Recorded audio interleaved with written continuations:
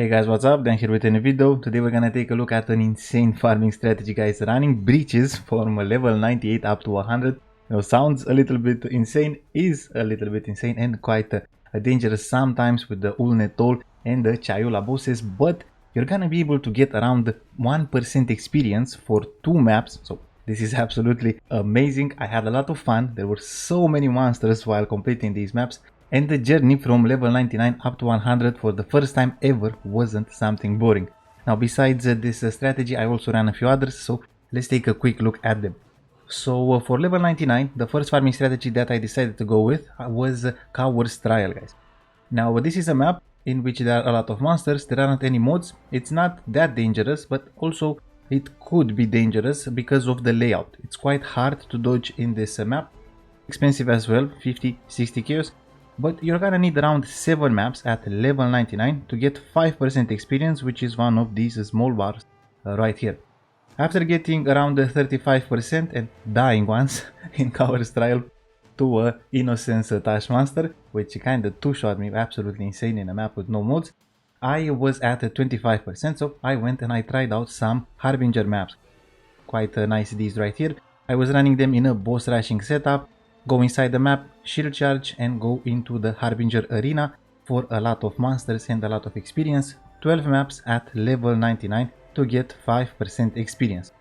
After reaching 30%, 99 and 30%, I decided that it was time to try out some maps. So I went and I ran some silos. Now, why exactly did I run silos in 3 setups? Well, it's a map with a really nice and a fun layout, and you can use any random 316 map and horizon it to a silo. This is a natural 316 map in 3.22, so any 316 map, some horizons, and you get yourself some nice silos. As you can see, these maps don't really have a lot of quantity on them. They are rolled specifically for experience farming, which is basically going for not that high quantity, but manageable mods. We don't want crit, we don't want Fizzas extra, we don't want cannot regen and other dangerous things with minus maximum resistances and Fizzas skills. Absolutely insane, especially if you have a hybrid character like I do here. So the third farming strategy was going for a Blight Rush, in and out Blight farming strategy. Go inside the map, clear some packs along the way, complete the Blight encounter, which is gonna give you a lot of experience per map, and then open a portal, go run another map. It took me 12 maps to get 5% experience at level 99, and I think I got around 10% experience. I think I ran in total 24 of these maps right here. Afterwards, I decided to go for an Alk and Go silo setup, and it took me around 25 maps to get 5% experience at level 99. Now, why exactly am I using a Rusted Sulfide Scarab? It's for the 3% maximum elemental resistances and for the 45% increased movement speed. After running these strategies, I was at around 40-45%. And I got a little bit bored. I have tried out these farming strategies in the past and I already know how much experience you can get out of them, so it was time to try out something a bit different. If you want to level up, you should probably try to defeat as many monsters as you can, right? So let's try out some breaches.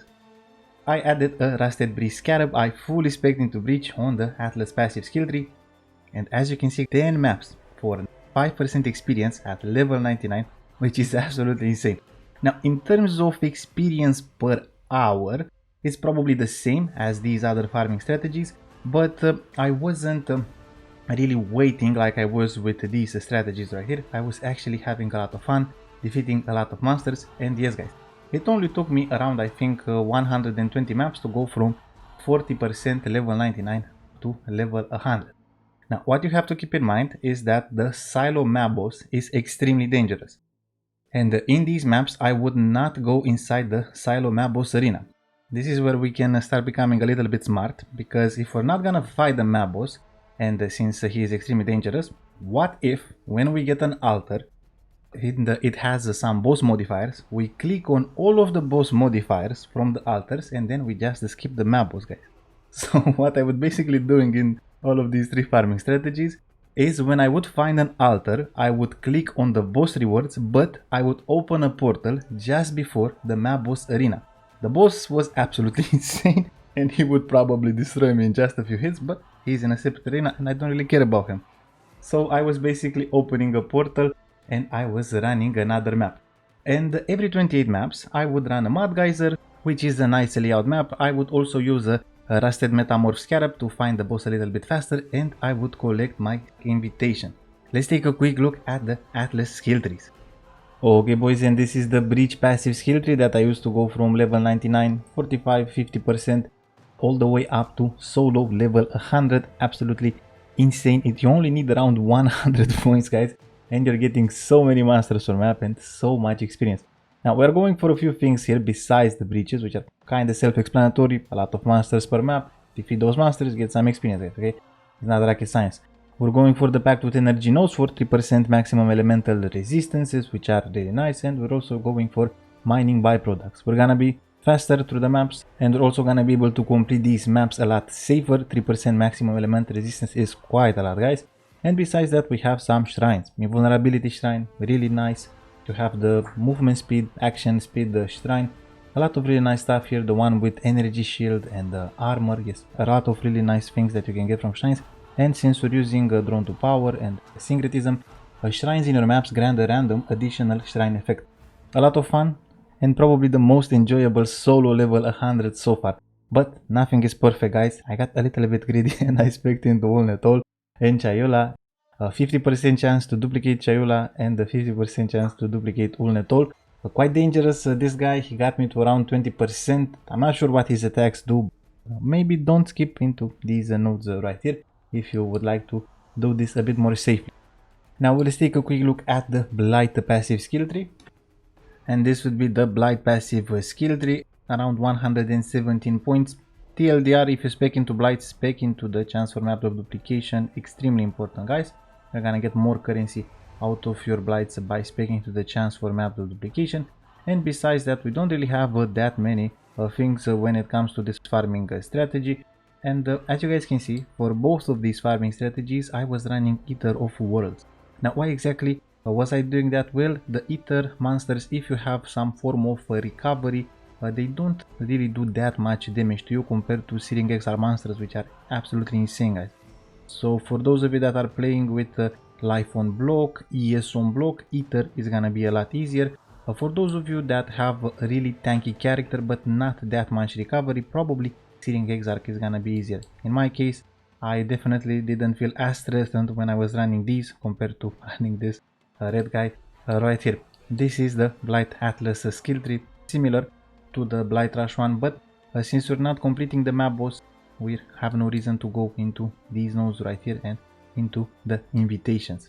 So I've shown you the farming strategies, I've shown you what map I was using. Quite a lot of fun. Around 30 million experience was on average what I was getting at level 99. Please roll your maps with the PoE regex tool. Check the pin comment and the description of this video. And let's talk a little bit about the requirements, because even if you're gonna have all this information in this video, if you don't have a good enough character, you're not gonna be able to go past level 97, 98, I'd say. You're gonna need the high armor, overcap resistances, elemental weakness, and exposure is a thing in this game. And if you're on the right side of the tree, you're gonna need spell suppression and evasion rating instead. Shock immunity, I am using a Tempest Shield. You can get, for example, Purity of Elements or Storm Shroud Jewel.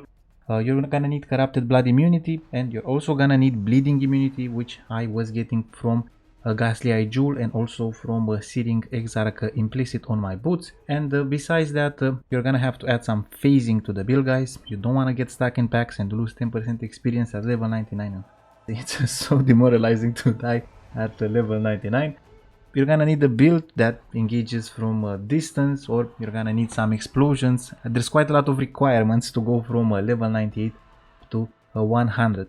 Try not to tank too much, and besides that, guys, play fast or slow.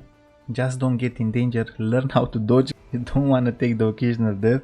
It's okay to run maps and die every 50-60 maps, but it's not okay to die every 50 to 60 maps at level 98 plus. So another level 100, how does it feel? If you make a decent character, you're gonna be able to get there. Some of you have way better characters than me that farm a lot more currency per hour and do a lot more damage. This character, I would say, is a well-rounded one.